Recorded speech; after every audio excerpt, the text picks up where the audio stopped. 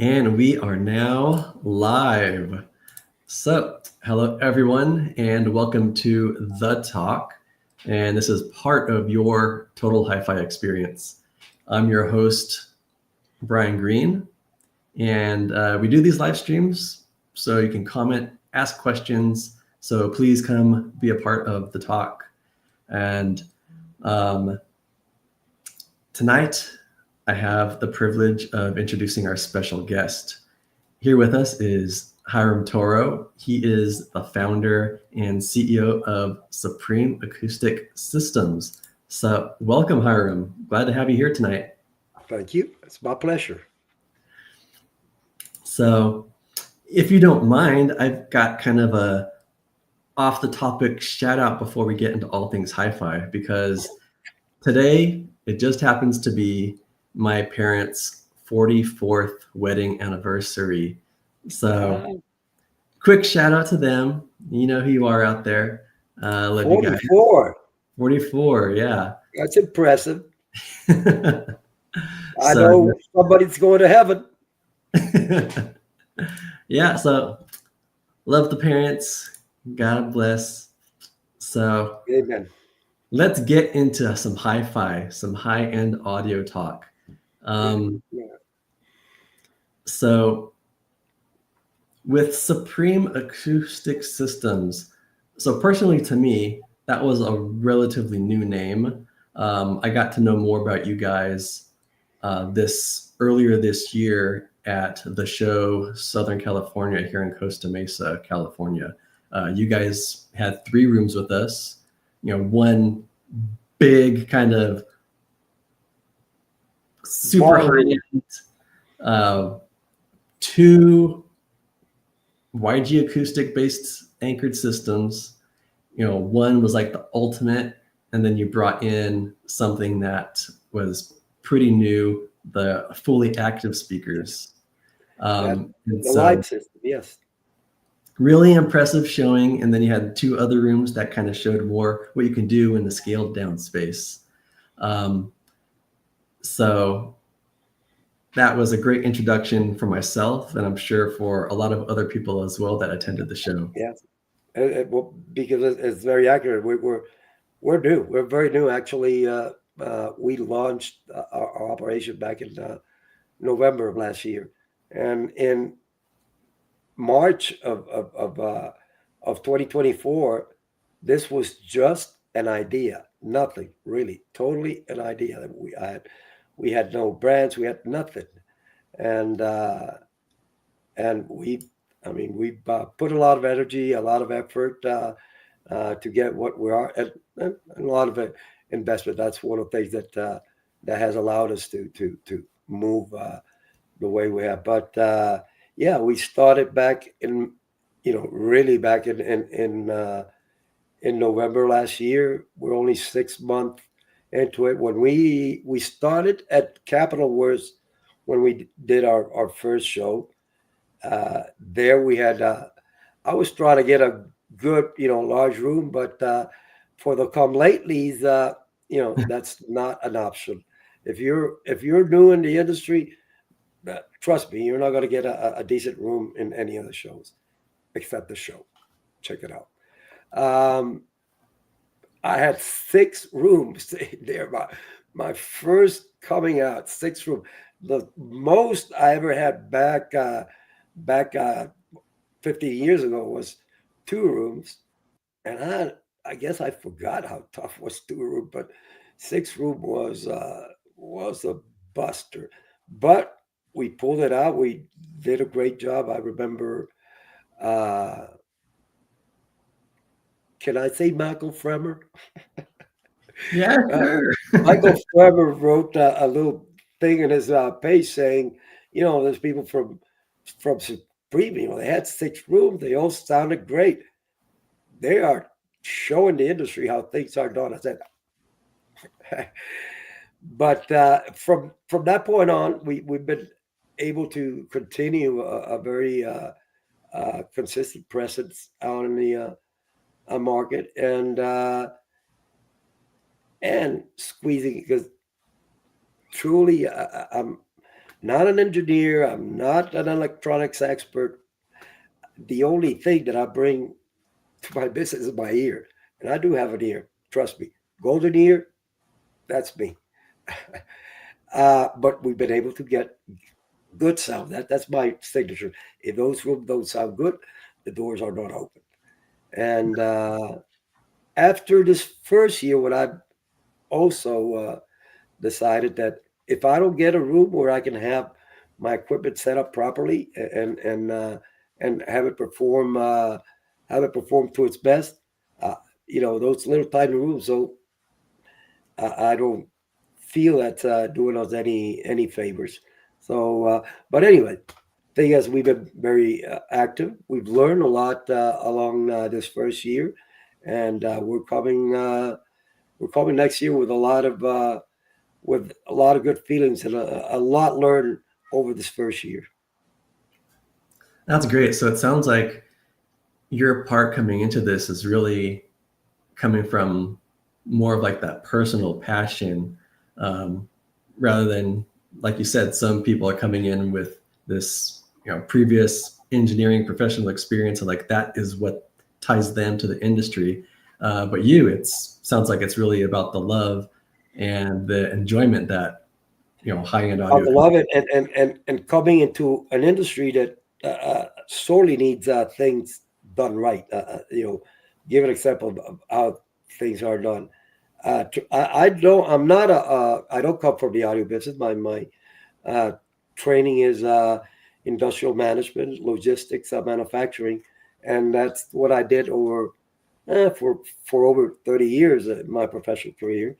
Uh, the time that I did co-ed for 5 or 6 years was just part time. It was, but now at 68, after 7 years of retirement, I decided to start a new business. And by the way, that proves that age don't cure stupid. They say you get wisdom with age. Nah, you stayed as stupid as you were back then, and here I am starting a business at 68. Sometimes I wonder. But the reason I do that, well, first of all, yes, I love audio. That's my passion. Uh, I'm a doer. It's hard for me to stay still and just watch. So I figure my experience, my professional experience, put it together with my passion, my love, audio. So that's how I decided to come back into the industry and come back to distributing it.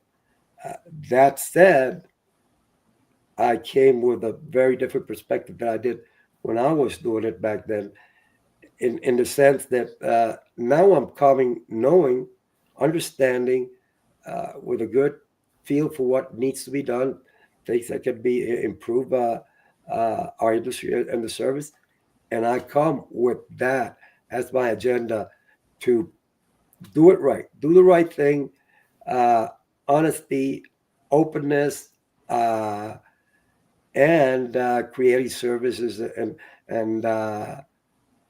creating services that no other distributor did when I started as a distributor. For example, we have the showroom that we don't call it showroom. I call it the auditorium, the Supreme Auditorium, because since we are a distributor, we don't retail there. It's not a showroom. It's some place that we created that facility with two ideas. One, dealer can come anytime during the year and check out the products that we distribute. And if they want to order something, it's there for taking. But a lot of the dealers don't have. That's where I focus the capital to carry those flagship products that some of my manufacturers have. $500,000 speakers. It's a price tag. $350,000 speaker is a price tag, and I've sold them. We sold them, but uh, dealers never have that to show. And what we want to do is an extension to the dealership so they can either send their client here and we'll take care of them, or they can come with a client and we'll pay for the expenses so that, the client can come check it out, and if they want to make the purchase, we'll pay for the round trip. So that's something that not done. I know that the showroom concept for a distributor might have been done once or twice before, but I know for a fact that nowadays there's not a a 4,000 square feet uh, showroom or auditorium out there. Yeah, that is fairly unique. And I think the concept, and maybe there's some fine aspects that you can kind of share about the concept of how you do things. I know it's been described that Supreme Acoustic Systems is like a pure distributor. Can you kind of What? get into what a pure distributor is? That a concept you could elaborate on a little bit more? Uh, and the pure points, not just the fact that that I'm pure. It's what I had a problem. Like I said, everything I'm doing right now comes from a position of how I improve it, or what are the things that are going on in the industry. And what I was trying to address more than anything is that there's many distributors in the United States that they go grab a brand in Europe, say they're distributors, they come here, they distribute it, uh, but then they're at the same time undercutting their dealers by selling direct. And if you're a distributor, then you're a distributor. You're not a dealer. And I don't see. The other thing is that when they come, instead of using the suggested retail pricing that the manufacturers give, they sell uh, at a discount, at a dealer's price actually, to the public. They're given the important. I mean, because every foreign manufacturer, they give you a price that will allow you bring the product, move it, have it in stock, send it to the dealers, and that's a little more favorable than what a dealer typically gets as a price. So, we get that benefit so that we can do our work for them here. But that benefit is being used improperly by many, many, and for a long time by many distributors that say they're distributors, but you know they go out and they're undercutting uh, their clients. What happens is that eventually you end up with no dealers, because no dealer is going to stick with you, and it's a small world. Everybody knows what you do. In time, they will find out. So that's one problem. But the other problem that's even more serious, and is to me that when you do that to a foreign manufacturer, you're destroying their pricing scheme. You're destroying their value by presenting the product sold at a you know price that's not sensible. Once the if the manufacturer wants to cut ties with that distributor, they cut ties. Fine. Okay. Now what is the manufacturer going to do? He doesn't have any dealers because that distributor was no distributor. He was not creating a network. He was just selling for his own. So he doesn't have anybody to sell it. So he ends up with no clients, and then try to find a distributor that will take your account. And it's going to be very difficult. It's happened to me. I'm not going to take on as good as the product may be. I'm not going to take on a brand that's already jaded. That I remember brand that I have classic brand. Remember Kron Audio? I think they're from Czech Republic or something. They make those big Tronzilla. You don't remember Tronzilla amplifiers? They were big transmitter valves. They were the first one to use transmitter. But anyways, they gave their brand to a distributor here, And that's exactly what he did. He started selling at a dealer's price. He killed our market. I remember the lady talking to the lady because I really wanted to do something for her. But once that happens, you kill the product. And even to this day, that's been more than 10 years ago, Cron was never able to get back into the U.S. market. Yeah, see, that's unfortunate because yeah, you talk to someone like me and they're not familiar with them. So I think honesty and principles are very important, and I see too much hmm, uh, going around it. And I think one thing that we were in our motive was redefining distribution. Uh, One thing is that we wanted to demonstrate what a distributor could be. Uh, I don't like to use the word distributor because that in context it's just moving one something from one place to another. We're a brand developer. What we do is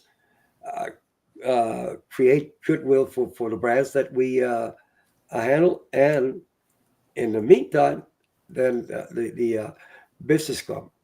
Build it, and there will come. Uh, Promote it, and there will come. So once you create a brand where you create awareness and people are aware that there's a good product out there, then people come. So at the beginning, for a business like mine, it's a brutal drain of cash because you're putting all that investment up front without particularly new brands, you know, yeah, nothing coming. You have a lot of intestinal fortitude, but back then, looking into this right now, I knew that. I knew that one of the things that most distributors were aching for was capital, and without capital, you're limited as to what you can do. But being trained uh, in school, professionally to do that. I'm just following a process that works. Uh, the uh-huh. only thing is that process to work and to work good and to be a long-term solution is costly. It's costly upfront, no doubt. Yeah, one thing that I'd like to highlight is, it seems really from, the business expertise and background that you have that you've brought into, Supreme Acoustic Systems, um, really like these three key tenants or, kind of promises that you guys have for, companies, whether it's a manufacturer, dealer that or brand that you're going to work with, that you guys have promised, one, transparency. I know you mentioned that. Overall, And, you're there to support the dealers. And then, as you mentioned, just now being like brand developers, you're there for the industry advancement as well. So you're really trying to do, as much good work as you can to support everyone in the industry. And that's really, and I'm in a situation. I'm in a situation where, uh, thanks to the powers to be, uh, I can do it now and do it right. I can, I don't have my other business pulling on my legs, and I can do it right. And just this whole time that I was away from the business just gave me time to think and think and think. And since I was still an audiophile, still involved from the user side, I'm still looking, I'm still learning, I'm still listening. So I, I I looked at the audio industry in an organic way, not the audio industry. The audio industry is more like any other business out there, and we or some of the people think that somehow that's you have to know audio. Uh, to distribute. I beg to differ. I do audio. I mean, thank God, but you don't have to know. You should learn when you get in, but you don't have to know a product to distribute it. You don't. You learn it again. Of course, if I'm going to take a line, I'm going to do the best to be as informant and as knowledgeable as I can. But uh, so many people uh, believe that this is complicated, and when somebody like me comes, they're doomed. They don't know what they're doing. They're going to run out of business. And people that been looking at us at the beginning and looking how we're approaching and how we invested in the project. I've heard many people say, "Oh, you're going to fail. I mean, you're going to go bankrupt. You shouldn't be spending that money to, as a distributor." I said, "Well, I should be paying that money as a distributor if I want to do distribution the way, it's done in this business. But I have a totally different concept. I really want to create a brick and mortar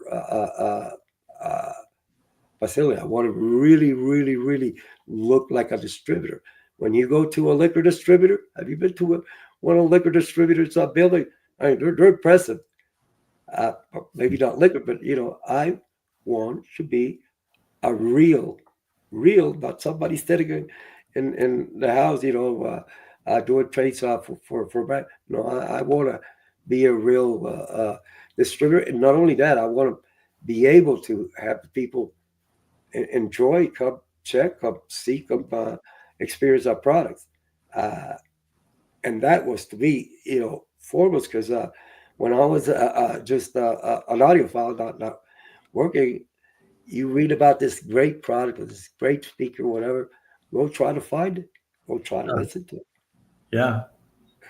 So that's what I'm trying to do, creating a space and an opportunity for not only the dealer to be able to promote and sell these products, but for their clients to be able to come experience it and see what it is, because the $500,000 speakers that we have, the top of the line, the XDs. I'm the only one carrying one show, nobody else. Uh, but in that's the power. That's the juice. That's what makes it special, and that's what I hope in time uh, makes the difference for us. But that said, in my true entrepreneurial spirit, I came to the industry with this vision of distribution. And sorry, but I've had some more visions come up. So I'm. It's not that I'm leaving it. We're just diverting. We're looking at other projects or things that we could do as a distributor and improve the market. I'm not going to get into specific. One of the projects will create a major, large, totally new market for the audio. We've been on that same market. These old geezers like me, the tinkers, this this is the market, unfortunately. But there are audiophiles, and I'm talking about the music. There are audiophiles out there that don't know they're audiophiles, because there's more than one way to enjoy this. It doesn't have to be about the tinker. It doesn't have to be about the rolling tubes or changing cartridge or whatever. Some people, it's just about the music. And Mm. the more simple that we move into giving high quality sound to the market, we're going to be experiencing not only a growth, but the creation of another subset of audiophiles. The folks that are in the 20 to 35, 40 age group, all studies tend to aim at simplicity. This group of people They want things simple. They want that. They enjoy the technology greatly. So the streaming and downloading that's for them foremost. But getting a compact, simple digital system, uh, if you want the best of the best, still going to cost you the whole thing $50,000 or so. But those folks, those future doctors, lawyers, professionals that are just graduating right now and just, going to these, going to work now, they have money, and the possibility to buy or experience some of these systems. That's what is going to happen.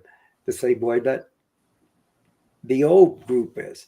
But I am a firm believer that there's a huge market out there, and it will be captured. I mean, I know that not only YG is looking at that market, but there's several other manufacturers that are they're standing in the sidelines, waiting for the big jump of people. That's one thing. I'm not going to tell you how we are looking at doing that. In time, I will. Okay. And the other thing that we are right and exploring is manufacturing. We're very seriously considering manufacturing electronics. We have some very good designs, some very good designers and engineers that can make this happen. So don't be surprised if in a couple of years we're doing that. So, like I said, I at the beginning when I got into this business, I just wanted something to keep me busy, keep my brain working, keep me involved, and be careful for what you wish, because right now I'm working as hard as I've ever had in my life.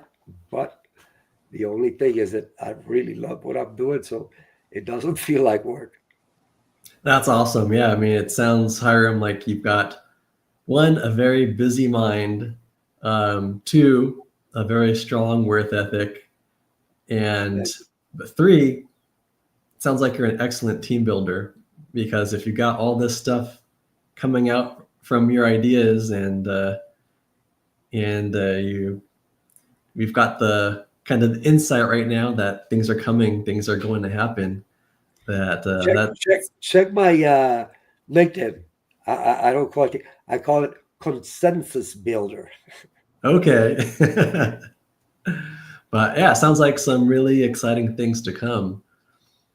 Yeah, So and like I said, not in my wildest dream. I thought that everything was going to move so fast, but it has, and I've associated myself with some very amazing people, and I like speed, and some of these other people like speed better than I do. They're not the ones that let me think about it. Oh, let me plan on. I hate that word. Let me plan on. Let me think about it. I mean, to me, that's a kid of that. Usually, what that means is, no. Don't tell me I'm going to think about it. Don't tell me that. That just gets me, make my skin crawl, really. And I know it's just a personal thing, but I do consider things. I do evaluate things before jumping into it. Don't get me wrong, but I don't dwell on it too long. It's like you get in front of a freezing pool, and you're going to jump on it, and you stand in front of it, and you don't want to jump. You just think it's not going to get any warmer by you waiting outside. So just jump, do it. So I'd like to see, you mentioned, people being interested in a product sometimes, or a brand that they read about or see a review of, and then they're unable to find it and actually, put that sound to their ear. And so you mentioned the Supreme Auditorium. Now, is that, as far as like a service offered, um, and is that something that's ready now for people to experience? And what's the Well, location? right. Imagine it's a store without cash registers. It's without a point of sale system. Is what it is. And like I said, it's very at the beginning. The focus was our dealers that they could come and buy. It's like a shopping store for them, but much more the end users uh, that would have the ability to go to a place where they could listen to the very highest, uh, uh, the very best equipment there is. But what we have discovered as we looked at this asset and this fantastic thing that we built, that we're trying to find ways to make that more valuable to the trade, more valuable to the audiophiles. So that's another thing. We're looking at ways, and that will happen pretty soon. But we're going to be announcing some things that we're going to be doing there that will be different. And it's coming. So I'm going to give you an advice. It hasn't been, but for the show people, and you're the only ones that have been informed of that. And let me explain why. Uh, I come, start my distribution, bring some very new, very, very, very good products. I'm 3/4 of a year into this, and sometimes it's very difficult to get the dealers convinced, dealers to take the product. And I understand, you have a dealer that already has his products, and second of all, he doesn't have the opportunity to AB or listen to what I've got. My brands, I could call dealers, and some of them they don't know my brand. So after almost a year doing this, I got a little frustrated because we have some fantastic. I'm not saying it because it's me, but we have some very, very, very good products from some very exceptional people, exceptional manufacturers, and I'm having this problem getting through. So this is what we're going to do here in the immediate future, not maybe in a couple months. We're going to continue being a distributor. So we talk, and then this is when transparency, selling and distributing is not a problem as long as everybody knows that you are, and there's clarity of what the process is. So the first thing I did to my brands is say, I really want to sell your brands. I'm not getting a lot of footage with the dealers. I'm going to sell them because I'm getting calls from clients, wanted to listen, wanted to, and there's nobody out there. So, you know, but if you want to go with a separate distributor, that's fine. I want to continue retailing your product. You find your distributor, you deal with them, and I'm going to keep buying from you. Secondly, your second option is I can continue distributing. But number one, the market has to know totally and clearly that we are going to do this, why we're doing this. And they start bringing the product into the stores. Believe me, I won't have any need for doing this. But why we're doing this, and not what is critical this thing to happen. Critical is not touch the retail price. The suggested retail price to which I'm going to sell these products in my store is going to be one and only one. Dealers, on the other hand, they will have the prerogative to negotiate with a client. And there's more than one ways to discount. Give discounted cable or free cable. You know what I'm saying. But the dealers will benefit from because I'm going to continue doing the marketing and the brand work for my manufacturers. So the dealers are going to continue to benefit from my work. If somebody calls me and wants pricing, wants this, they're going to get 100% of those people, because uh, mine is going to be one price, and that's that. I'm not. So that's the way I intend to do it. Number one, let everybody know what we're doing and why we're doing it. Second, have the blessing of our dealers, that our manufacturers, that they know what we're doing. And third of all, protect the pricing of that product and that brand by all means. You got to protect that price. As long as you can do those three things, I don't see uh, I don't see a conflict of being a distributor and being a sales. Hmm. So one of our viewers here is someone I believe you're familiar with, Mr. Daryl Sansevero. Oh, yes, I do.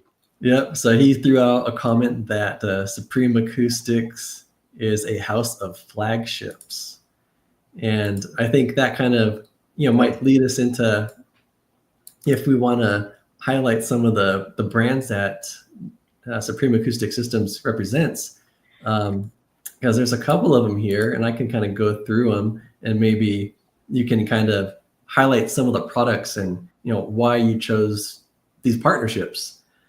So we've got with you guys Albedo Audio, we've got Benny Audio, Bergman Audio, Iseki Design. Maybe I said that correct, maybe not. Effective, yeah. Okay, we've got HiFi Stay, Music Tools, Odeon Audio, Soul Note, and YG Acoustics. So those are some that I've seen you guys highlight before. Mhm. So My flagship of flagships, I mean, my top brand is YG. Uh, and this is another thing that makes us maybe uh, curiosity in the industry. I'm a USA distributor here in Nevada, and YG is a USA manufacturer in Colorado. And to my knowledge, I am the only American manufacturer distributing an American manufactured product. The only one. The only one. And I remember when the opportunity came to talk to YG, didn't come to me at all. Uh, I found out that the person in house that was doing the work for them had retired, or not resigned, went somewhere else, some other place. And through a friend, I begged, give me an opportunity to talk to the owner, to the president, and he gave me the courtesy. But I remember right from the start, uh, he said something to the effect, we're already, interviewing. Yeah, I've had some distributors come, but we're far along. Basically, what he was telling me, I'm going to give you the courtesy. So uh, so we went. It was supposed to be a half an hour conference. It went for an hour and a half, and when he's in England, I'm here. We're teleconferencing. He's uh, after an hour and a half. That we say, oh yeah, time is over. I just think he's going to say, thank you very much. We'll be in touch with you. The usual. And he said, no, no, I need to talk to you again.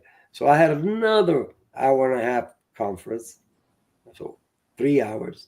And after that, the second one, now I'm really thinking this one he's going to let me go, because he starts by saying the only other, distributor that was aiming at this, I'll let it go. I just, so it's between you and the internal guy. So I said, he's telling me right there.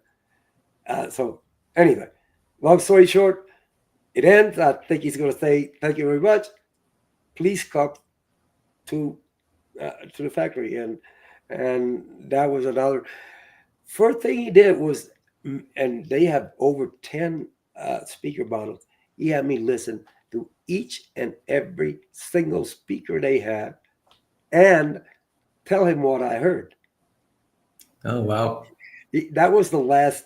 That was his last debt, and maybe he did it because I told him about the golden year, and he said, "I'm going to see if this asshole really." I'm sorry, this guy really, really, and it was funny because at the end he asked me which one did he like the best, and I said I like the best this one, that one because this and that and the other.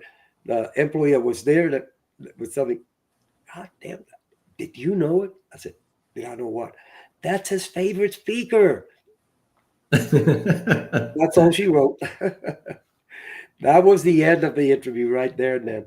Uh, anyways, the value that a distributor brings, it doesn't have anything to do where you're doing the work. I mean, I've read plenty of textbooks about the theme, and I never heard anything like if you're a distributor, you got a distributor for a product, or if you're a local manufacturer, you don't need a distributor. No, the distributor brings another total new sets of competencies that manufacturers don't have. Typical of the audio manufacturers here, you have some of the brightest, most brilliant designers and engineers you can find anywhere in this industry, but they're business savvy. So my point to them, I'm not going to say, you know, that's their expertise, and I'm expert in something else. So why don't they concentrate in what they do the best, and we will come and do what we do best. Great thing with us, they don't pay a cent unless we do the job, unless I sell. But the guys that they have inside the company, they get their check at the end of the month, whether they sold the screw or not. They come get the check and they go our house the very way. I am tied. Uh, I'm I'm tied by the hip with my manufacturer because his success is the measure of mine. If he doesn't succeed, I don't, and vice versa. So it's a symbiotic relationship. Where I'm trying to tell these people that I bring something that your internal folks can never. This is the other thing. The other thing that was a source of reticence with the manufacturer was the margin. Oh, if I sell my product to a distributor, my margin's going to suffer because I got to pay the distributor something. True, but how do you measure the success of your company by the bottom line or by the unitary margin? What do you rather do? Sell one speaker that gives you $100 margin, or you rather sell 20 speakers that give you 25? What we bring is the volume. It's not the unitary margin. That's silly if you're going to look at that. What we are bringing is the mass volume so that you can afford to pay me. But the fact is that unless I do something, they don't have to pay me at all. When they pay me, a little more than what they had to pay for their internal employee. But what we're talking is about creating markets and creating. We are not just order handlers. We are very, very focused at the at creation of a brand presence, a brand that's at the end of the day, that's our job. I mean, that our job is to promote brands, is to create brands, to create recognition for the brands. That's what we do. The sales and the distribution, they come because of the work we do. Because if we don't do that work, the other one will never happen. And what happens in this industry, a lot of people try to go to sales and distribution before they have done the groundwork. Yeah, these are excellent insights that really come with experience, and that's something that Supreme Acoustic Systems can offer to anyone who wants to come and work with you guys. Just want I to, don't, unfortunately, the problem is that, I'm an outsider. I look at audio from an organic standpoint as a business, and businesses are business. This is not this business is not so different than many of it, I know, but a, a lot of the people in the industry don't get me. No, they don't understand what I'm saying and why I want to do what I want to do.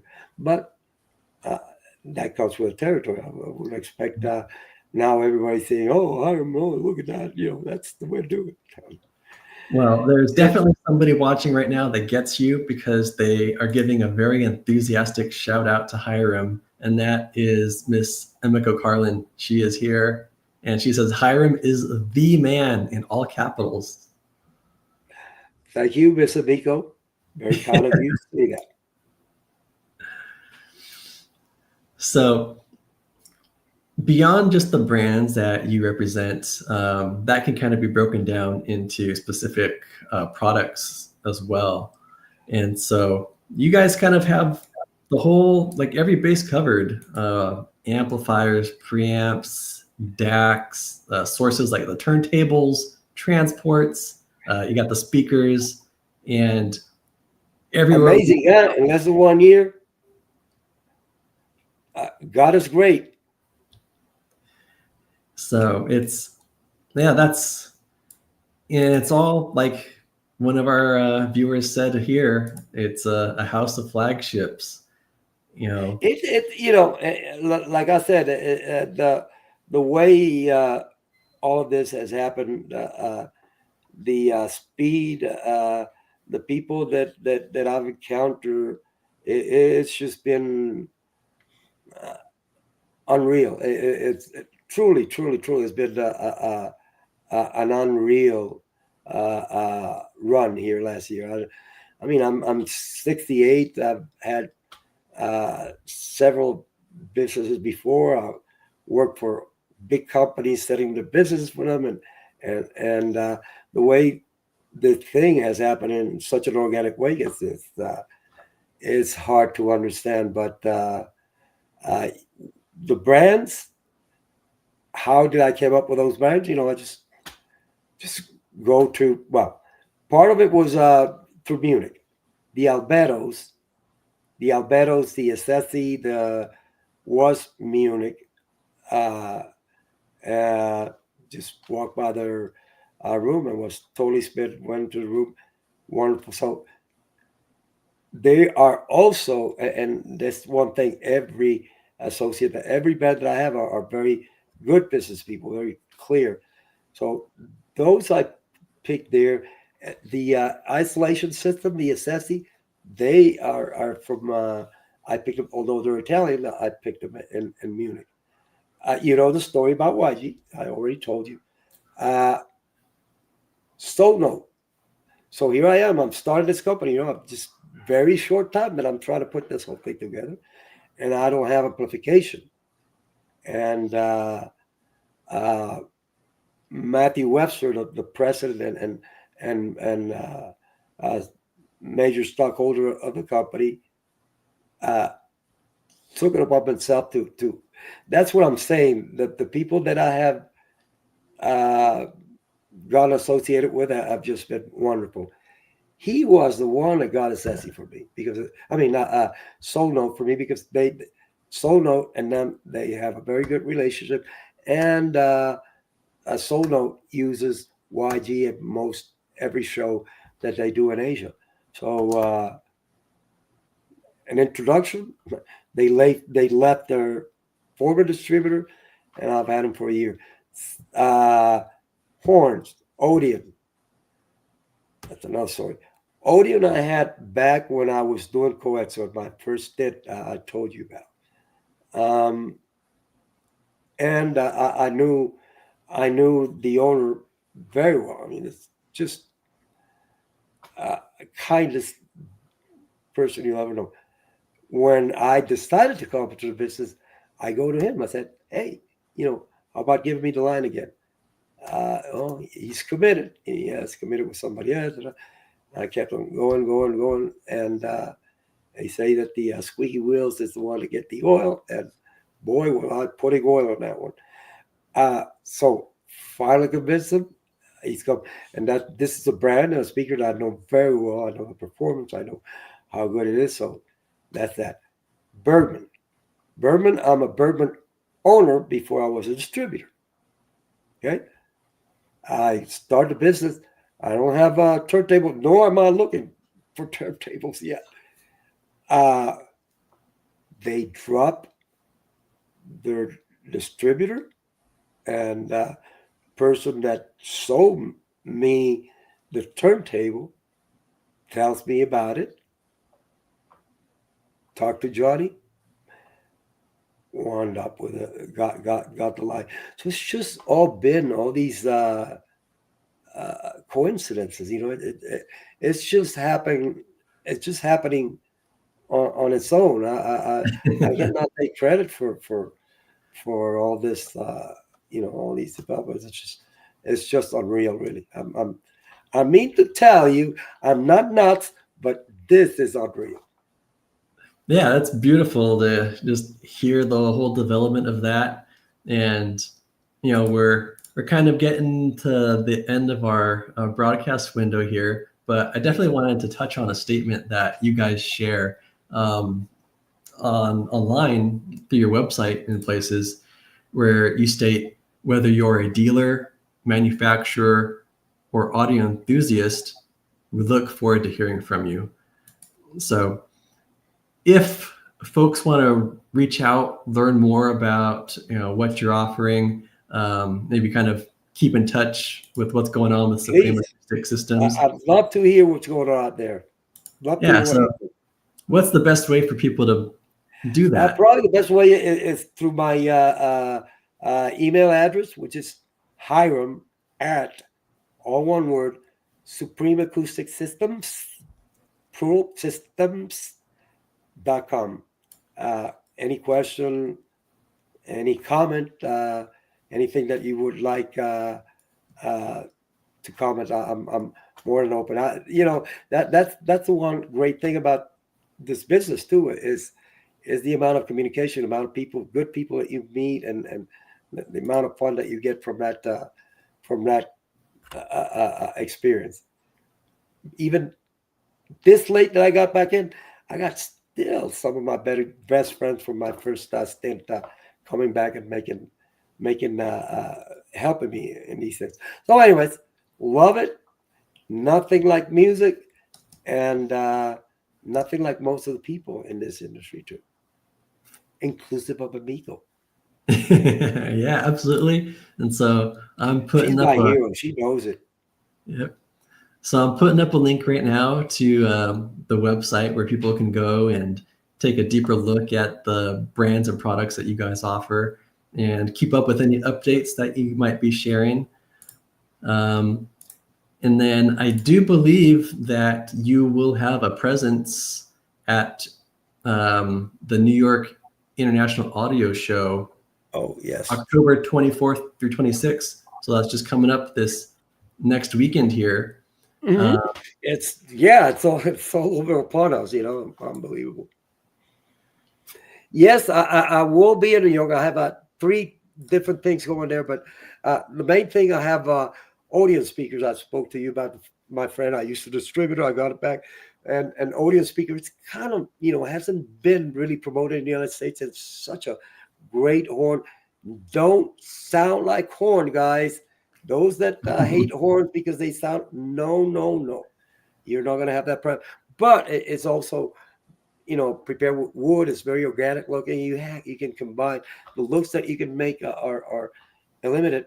But we're going to have that in a very nice room that will be driven by Airtight products. We're going to have the Airtight 3211, their flagship amplifier driving it. That's one part. But and maybe I'm just going to let you in a little bit on this, because there's, like I said, I'm doing finding things that could be done. We're about also to start an online business, an online store, but has nothing to do with any of the stuff that I have. What I have in that online store is this French speakers that are highly, highly efficient, and the value is just incredible. There's only one other company that I'm not going to mention names. There's one company I know that, and they have had a corner on this market of high efficiency, accessible priced products, and that's what we're going to be. We're going to do it the same way. This company, the platform, we're going to be direct to market. We're not going to have stores. We're not going to deal, but in New York, I can tell you all the story there, promise you. But we're going to have a room where we're going to have our two new line and that website, which is called Decibel Plus. You know, Decibel Plus, high decibel. We're going to have that French speakers, and we have another tube amplifier, integrated tube amplifier from France. That's also a new brand. But anyways, all I can tell you, these speakers are something to hear. It's just incredible. And the price, I don't know how they do it, but they do it. Performance incredible. So we're going to be opening that store, and we're going to be selling that product online immediately in November. Well, a lot of awesome insights, and it's been a great time chatting with you. And to wrap things up here, I'm going to put on my Hiram hat. Hey! So here we go. Amigo picks up right, huh? Yeah. So if you guys want to catch up with Supreme Acoustic Systems and you're in the New York, New Jersey area, please go see them at the New York International Audio Show, October 24th through 26th. And you can find ticket information, location information at theshownow.com. Just want to thank you again, Hiram. It's been great chatting with you. Thank you so much for joining us. And just want to wish you a good night and a good show coming up. Hope to see you all there. New York next week. All right. Thanks. Have a good night. Bye, everybody.